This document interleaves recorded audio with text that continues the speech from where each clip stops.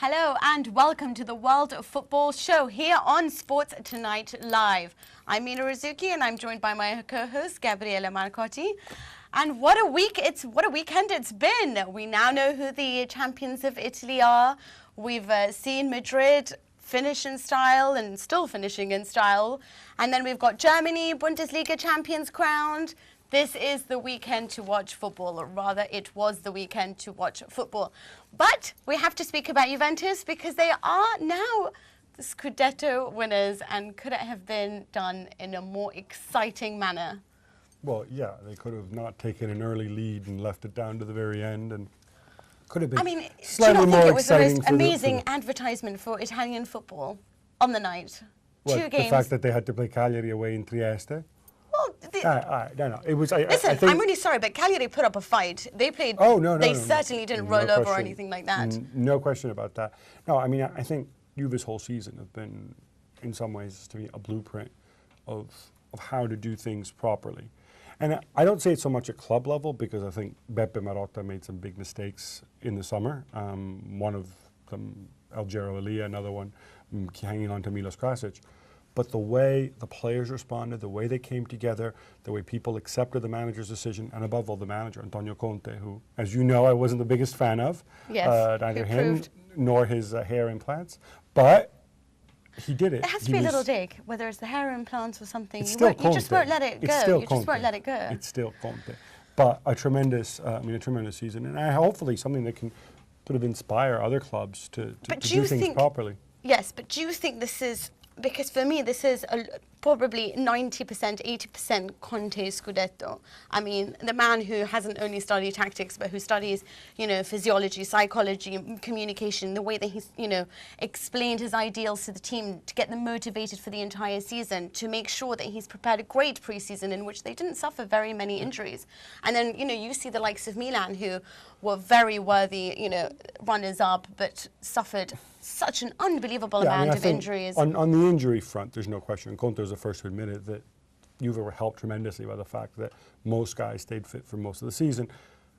And he'll also tell you that it was made a lot easier by the fact that Juve weren't in European competition. Yes. Having a whole week, basically, to prepare every game allows you to do much more coaching as a manager.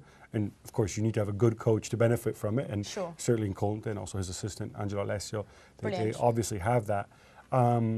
Next season will present a wholly different set of challenges. But for this year, I mean, you just have to take your hat off to them. Just also because, man for man, I mean, this is an outstanding midfield. I struggle. I challenge anybody out there to find more than 3 clubs in Europe, or 4 clubs, who've got a better midfield trio than Juve's 3. I mean, it is literally the heart and soul of that. The goalkeeper, back to his best this season, one of the best around. The defenders worked very well, especially once he moved to 3-5-2.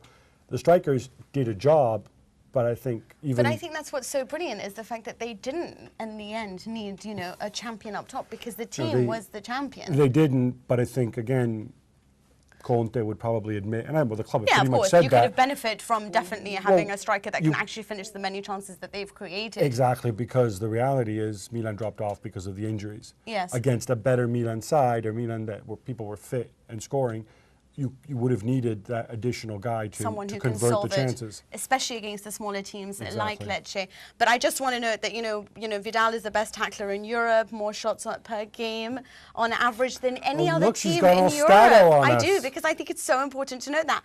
And the lowest amount of goals conceded in Europe. I mean, what a season for them. But we've got Tancredi Palmieri with us from Milan. Ciao, Tancredi, how are you?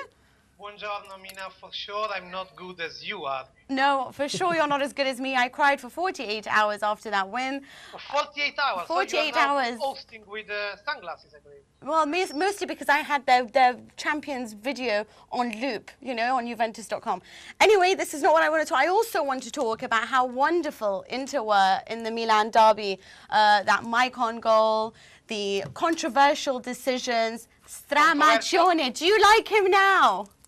Who? Stramaccioni. Or Stramaccioni? Yeah, him, Stramaccioni.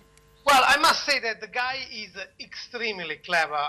More than in the game, in the derby, where actually he picked the only possible good tactic and lineup to win the derby when in the same time everyone around was pointing and pushing for Sarate on the pitch. That honestly, Sarate, what you can expect from him. But I must say he is very clever, especially in the press conference. Something like, I would say, being beside the senators, beside the Cambiasos, beside Moratti, but not showing like he would be, oh, come on, he's just the guys of the senators. So for sure, he got blamed for that. Even if still, if Inter wants to make a change next summer, what is needed is that the manager or a manager that in a way, all in all, would stamp his feet saying, okay, there is this kind of players, this kind of elements in the lineup that really we had to substitute. And I'm talking about the Cambiasos, I'm talking about the Kivus or the other ones that honestly, you can't really pretend to go in the future with someone like that. Tancredi, though, I agree with you. There's massive surgery that needs to be done at Inter. Massive surgery costs a lot of money. Inter, to continue the metaphor, don't have any adequate health insurance here. If they go and get another manager, he's going to want a senior manager. He's going to want money. He's going to want to have his say and so on. I mean, as I see it, the reason Stramaccioni is likely to stay is because he's cheap, and you can make him work with what he has. You know, remember, you mentioned Kivu there. This is the guy who started Kivu in his first game. Kivu was Inter's left back. Well, Gab, the first reason why he's staying, I know it's strange to say, but it is winning 4-2 the derby against Milan. Now, you can't imagine how much important is in Moratti's brain winning the derby. And, although he said that was not the reason. With Milan. Moratti says lots of things, Mina. I mean, I would honestly. But I don't honestly think that that's why he's getting the job. It's because reasons are the reason I said. He's cheap and he's there. And he knows the youth team. He can actually start promoting one of, I think, probably the best youth team in Italy. Well, but you know, it would be like this. Yeah. The next he would bring some other youngsters in the squad, and actually in these 8 games we have seen almost 0 youngsters, if I'm not mistaken, maybe just once, but almost 0 youngsters. I will see if in the summer something is changing, but Stramaccioni knows that if he wants to stay there, now he's already done the deal, I mean the decision, but if he wants to stay there, he had to achieve some result, if not all the result, please Moratti's taste, but also please in some way the lockers. Pleasing the lockers means having the acceptance of Zanetti and Cambiasso as first, then the Argentinians and the others. If he would come there and saying, okay, first decision, youngsters in, old ones out, honestly, he would stay just clinching the third spot that was almost impossible as it is. Tancredi, moving on to something less depressing than Inter right now. You could make the argument, if you were a big Milan fan, perhaps if you were Tiziano Crudeli, you might say, what derby win are we talking about when, you know, obviously the referee had a horrible game. Samuel should have been sent off for Robinho. The first penalty was absurd. But as a neutral, though, you might find that in reality, despite all these refereeing mistakes, it was just a riveting, exciting game with a lot of great technique out there. I'm thinking of Ibra's goal, and also that ridiculous shot from Sneijder, which almost went in from the halfway line. Goal. I mean, it was fantastic, and of course, Maicon's goal.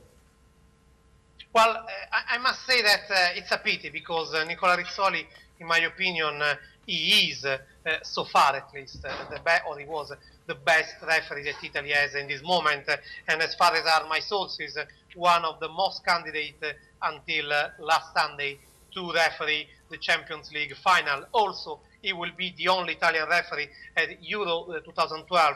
And in style, even if not skilled in the same way, in style is the only one that is closer to Pierluigi Collina. And not only because he's coming from the same school of referee, exactly the same one in Bologna, where Collina was raised, with the same masters and teachers. Oh my God, so it's talk a kind about of love for Rizzoli. Yeah, let's move on from Rizzoli. I want to discuss the fourth penalty that maybe no one saw in the San Siro, but we've actually got footage of it. That is something that is going to create a lot of controversial because, you know, I want No, to... this is not, I'm talking about your penalty, Tancredi. It's going to create a lot of controversial, Mina.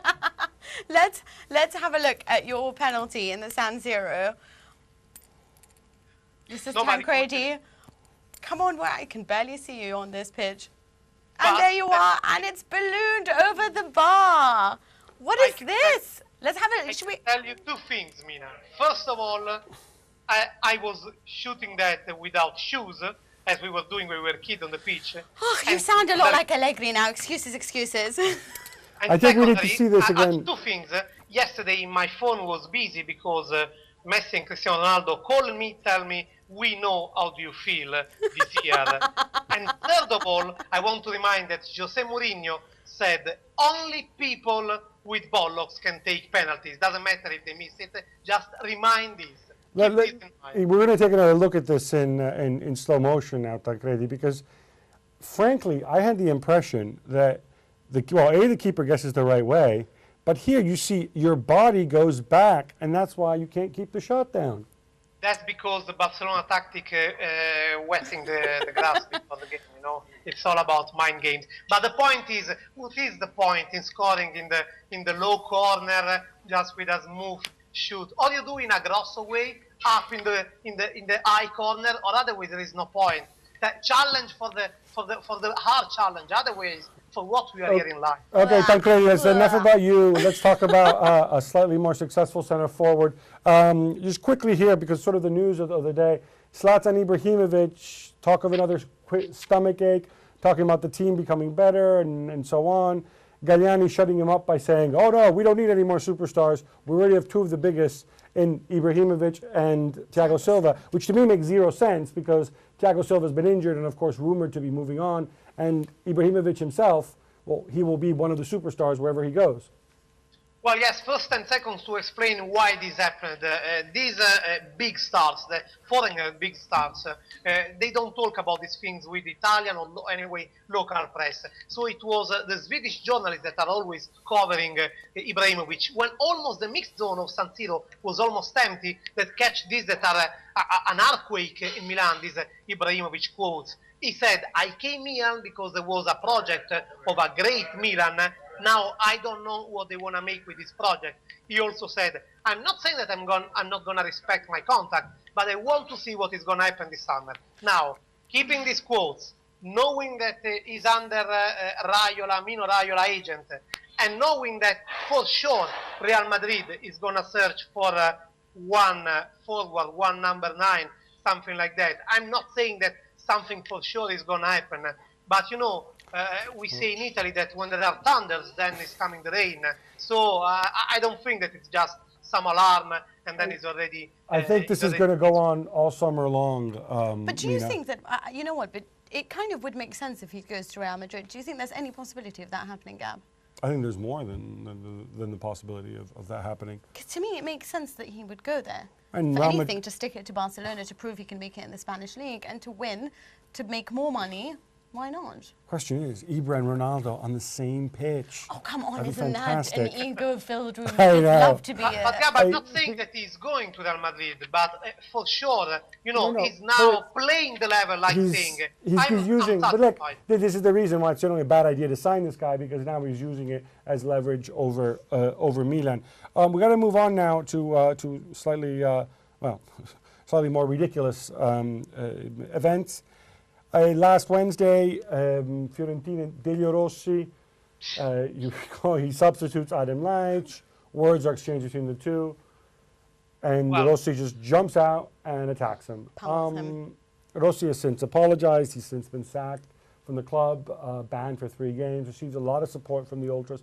A lot of support from managers and players who said, you don't know the number of times I wanted to do that to one of my players. He doesn't have this kind of reputation at all.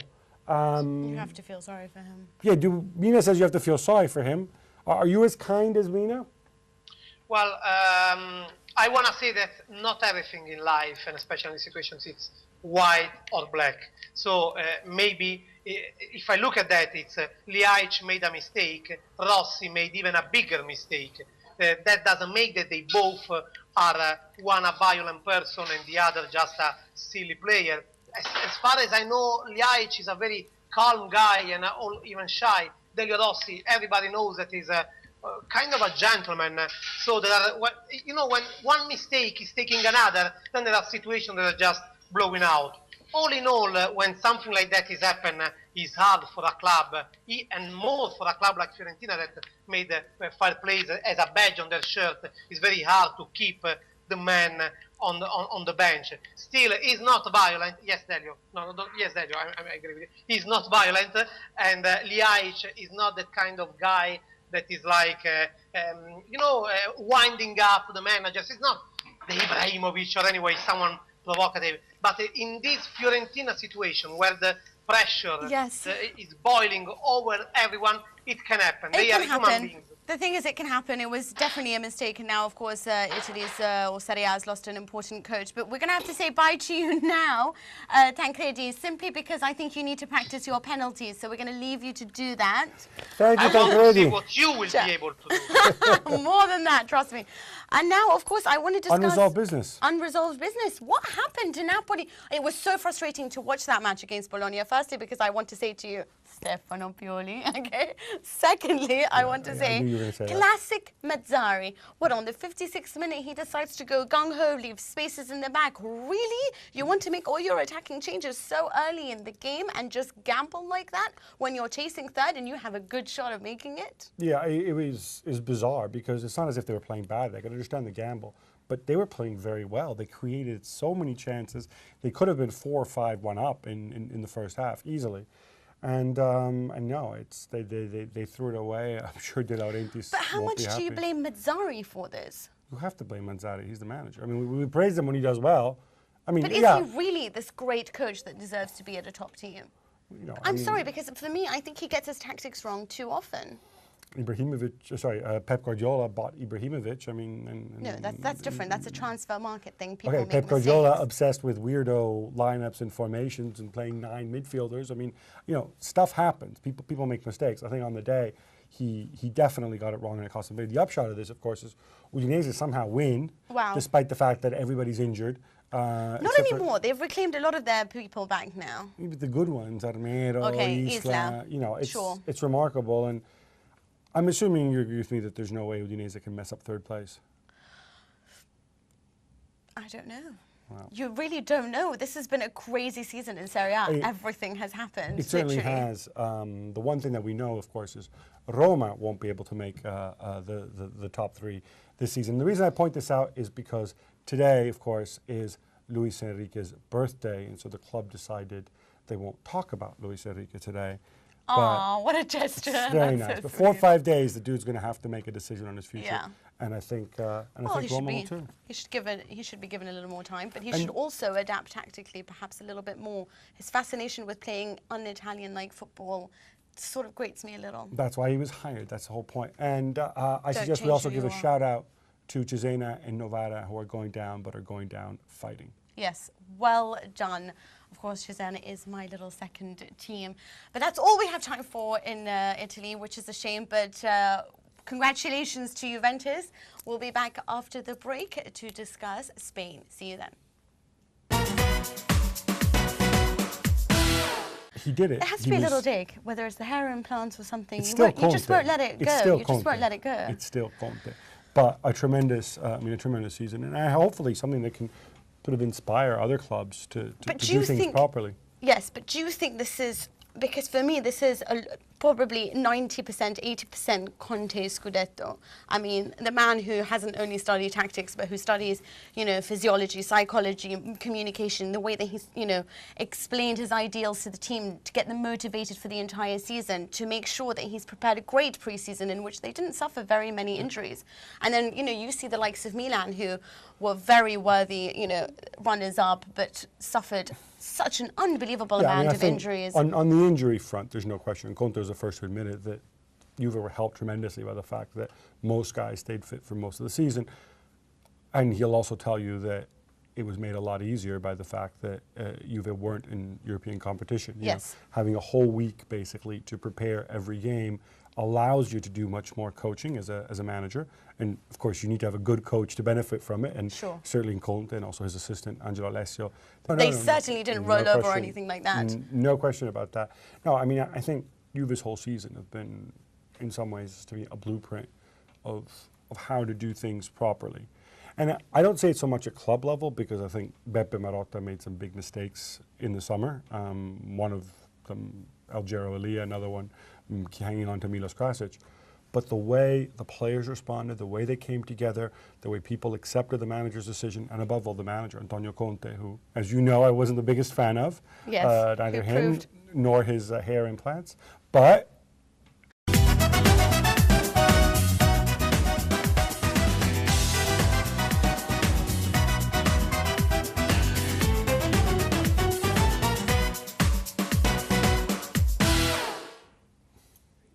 Hello and welcome to the World Football Show here on Sports Tonight Live. I'm Mina Rizuki and I'm joined by my co-host Gabriele Marcotti. And what a weekend it's been. We now know who the champions of Italy are. We've seen Madrid finish in style and still finishing in style. And then we've got Germany, Bundesliga champions crowned. This is the weekend to watch football, or rather it was the weekend to watch football. But we have to speak about Juventus because they are now the Scudetto winners, and could it have been done in a more exciting manner? well, yeah, they could have not taken an early lead and left it down to the very end, and could have been I mean, do you slightly not more think it was the exciting most for amazing advertisement for Italian football on the night? What, Two games. the fact that they had to play Cagliari away in Trieste? Well, No, it was. I listen, think, I'm really sorry, but Cagliari put up a fight. They played Oh, no.